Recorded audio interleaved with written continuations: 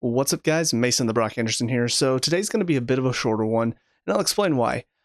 I didn't watch the game. So to explain the whole story, my work today had a meeting that I had to go to, and unfortunately it stretched from 1 to 5.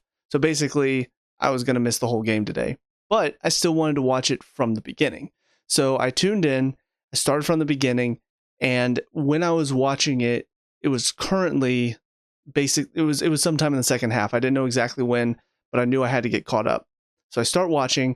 I see that both Badiashile and Madueke start, and then Trossard scores in like the third or fourth minute. It was super early on, and so I was just kind of like, you know what? Based on what I've seen from these first few minutes, I don't know if I'm up for this. So I scrubbed ahead a little bit just to see like how was the game going, and I kept seeing a lot of down on our side of the field. I didn't see much going the other way, so I was like, you know what, screw it. Hit live, and Arsenal were celebrating their fourth goal. So at that point, I was like, you know what, I'm just not going to watch today. Because one, this is obvious. I mean, part of it is, once again, our medical staff, our physio team, or whoever's doing all of that, once again dropping the ball. Because, I mean, we're missing, now we've lost Gusto, Chilwell's out again, Palmer, which I heard his might have been illness, so maybe that doesn't have anything to do with it. But I mean, we're dropping again like flies, and it's ridiculous to me that still nothing's been done about the medical staff.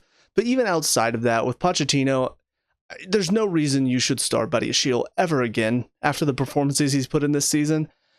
And you put him in again, and he plays all game, and then you lose 5-0. So I don't know what else needs to be said about Badiashile. He has been a part of some of our worst defensive performances throughout the season, and he has been directly responsible for a lot of stuff. Madueke, my problem with him mainly, I mean, it starts with the whole penalty debacle, with him and Jackson, all of that stuff. It's frustrating. It's a little more frustrating from Madueke's point of view, because with Jackson, you can kind of excuse that. He's a striker. Strikers are supposed to score goals. So a striker wanting to take the penalty, that's no problem. He's there because he's paid to score goals. That's what he does. So him wanting to take it, I think it's still a little naive, selfish, and immature, but I understand it from that point of view. For Madueke, there's no excuse. There's no reason you should be trying to take that ball off of Palmer, because you're not there to score goals. That's not what you're paid for. That is him trying to be like, hey, I want to score. That's all about his selfishness. And there's no reason for him to be. There's no reason for him to be selfish at all, because that is not his part of the team. So that whole thing was very frustrating. And then, of course, some videos come out after the Man City game showing him laughing and joking with Grealish after you just got knocked out of a semifinal where we really should have won based on how poorly Man City were performing that game. So you have those two instances. I don't understand why Madueke still even starts. He was complaining about not getting enough playing time earlier this season. Pochettino gave him some time. He scored a goal in the game and then did nothing for the next few games. So he got benched again. And he's been out of the team. And every time he's gotten back in, he's not shown much. In my opinion, I'm frustrated with how he plays, because he plays mostly for himself. He's a very selfish player. There are moments whenever he gets on the ball and just doesn't give you anything. And it's very annoying, especially in games where you need to score and he's giving the ball away and creating another chance for the other team. I'm done watching him play. Like, that is where I am with him right now. So with that being said, based on the fact that I saw Badiashile and Madueke starting, I didn't have high hopes. First goal goes in, I had even lower hopes.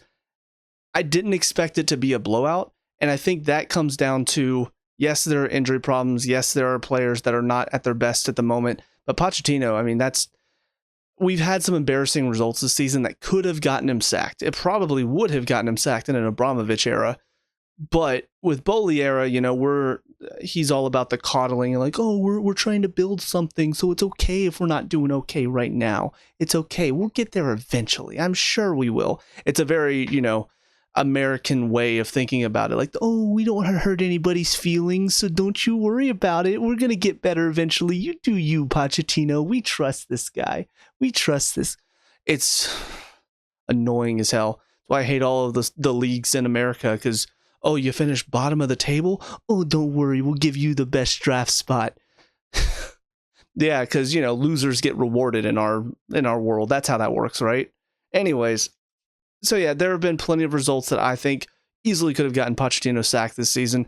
This surely something's got to change. Something's got to give with this, because we've had a couple of embarrassing results. We've never been routed before with Pochettino. This is the first rout. And sure, they'll probably blame the injuries, but the fact of the matter is, you still have your starting keeper in. You still had Chalobah and Silva available to you on the bench. Your midfield is still your starting midfield, even though it really shouldn't be, because again, it should be Fernandez and Gallagher in there, not Fernandez and Caicedo, but whatever. That's still there. You've got Mudryk and Madueke, who are two of your close to starters, if not starters. You've got Jackson, who is your only striker at the club. Outside of Palmer, Gusto, and Chilwell returning to the team, there's not much that changes. Yes, and Cuckoo, but God, I don't even consider him a part of the team right now, because he's just never available. But you bring back the people who've actually been playing this season. You bring back Palmer. He maybe comes in for either Madueke or Mudryk. You bring in Gusto and Chilwell on the left and right wing or fullback spots. That's still not going to change much, because he's still going to play Badiashile in the middle for some odd reason, and we're still going to get scored on a ton of times. So, yeah, you can say injuries are the problem, and maybe without the injuries, it would have been a slightly closer loss, but we still would have lost, and probably lost comfortably. So I'm not sitting here going, oh yeah, we can say that it's the injuries. No, there are no excuses. Pochettino made some bad decisions today. A lot of players are showing why they don't deserve to be here, and why Bowley was an idiot for, or whoever it is that Bowley brought in to sign players. Honestly, whoever's involved with transfers right now should be sacked. I don't know who it is. I don't know that whole department. I don't know exactly how that works at our club at the moment, but whoever was brought in, they need to be sacked. Bowley needs to be sacked instantly. I know he's leaving in 2027. No, it's too late. That is way too late. We need to get him out now and get an owner in who's actually, get Clear Lake out too, since they're clearly involved. I mean, just everybody at the top needs to be removed. We need to start over. We need managers. We need owners who are going to come in and say, we're not trying to build for the long term, because there's no foundation for that. You need to build a foundation first. You need to have experienced players that can build your foundation, so you can go get those young players and say, these are the future players. If we had kept some of the players that we had, if we had kept some of the strikers that we had, if we had kept some of the defenders we had, we could look at some of these guys and say, hey, these are the future guys, but they're not the answer right now. But instead, we decided to go, hey, let's bring in a bunch of possible future talents, and surely that's going to work, right?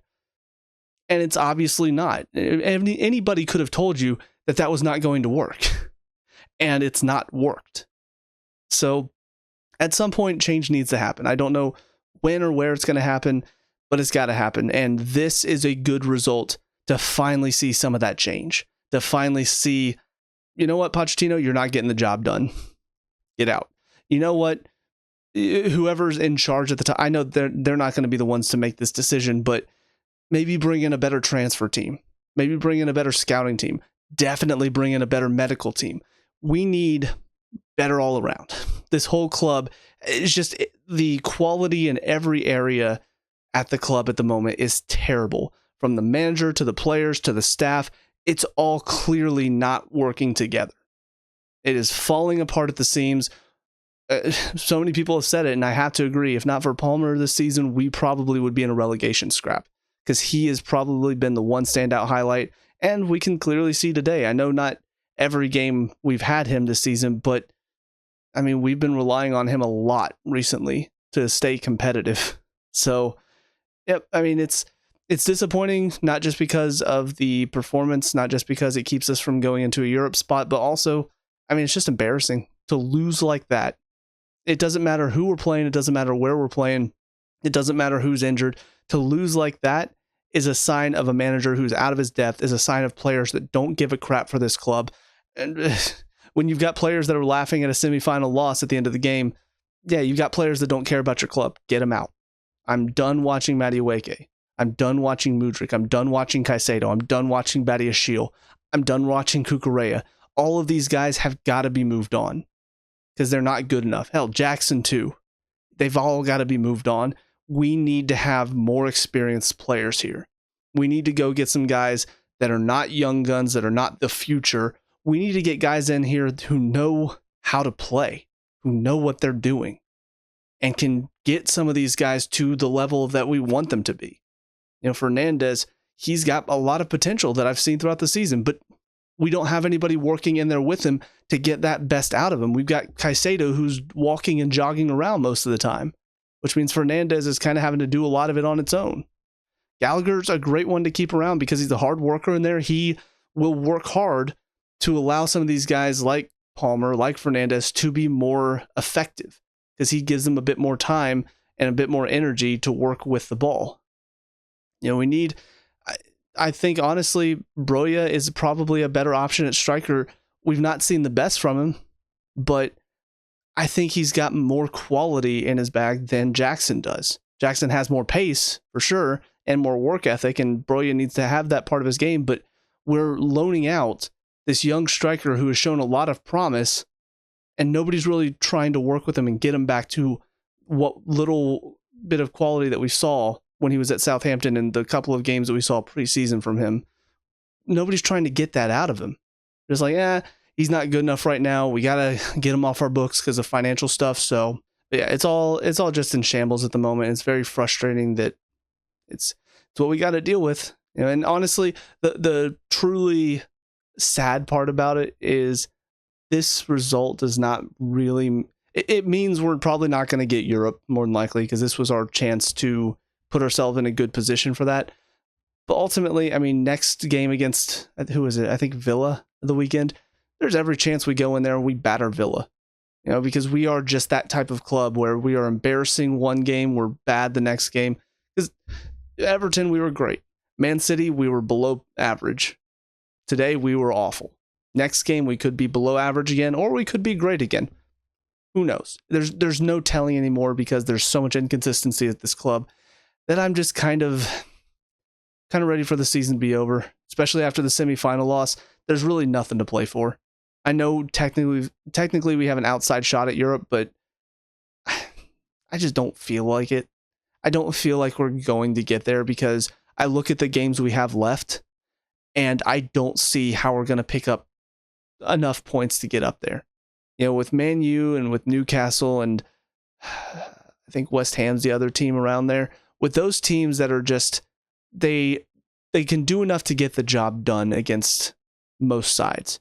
You know, they'll slip up too. Obviously, they've all had their slip ups throughout this season, but I just feel like they're not going to slip up enough for how much we're going to slip up to allow us to get into a European spot. So I'm kind of sitting here going, I feel like this season's just sort of done. Like the best we can hope for is a top half finish at this point, because that's just where we are. And if we don't see any serious change soon, if we don't see in the summer, we don't see any serious transfer moves that make it look like the club knows what they're doing now, that have learned from their mistakes in the past, then we're going to get more of the same next season. It's going to be another inconsistent lump of a mess where we're going to finish somewhere in the mid-table, and we're going to become the next, you know, whatever big clubs like Newcastle or what was another one that used to be big back then? I don't remember any off the top of my head.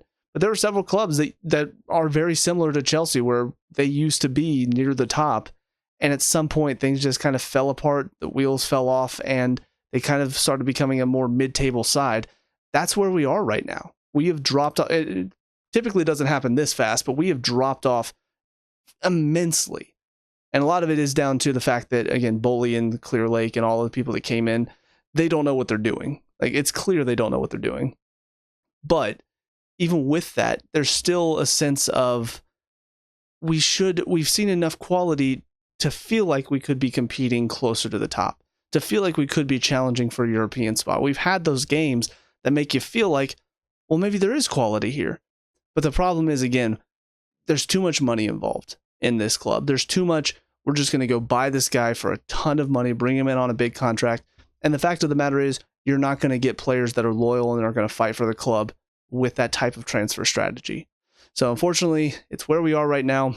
Again, summer's going to show whether or not they learn their lesson. If we go and buy some more young, talented players for a bunch of money and then get rid of guys like Gilchrist and Gallagher for, the profit margin, if that's what ends up happening, then it's clear that the owners have learned nothing. The transfer team have learned nothing.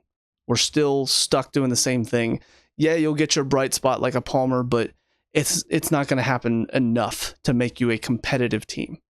So, yeah, I don't know what else I can say. I feel like I've talked basically the same stuff every single match.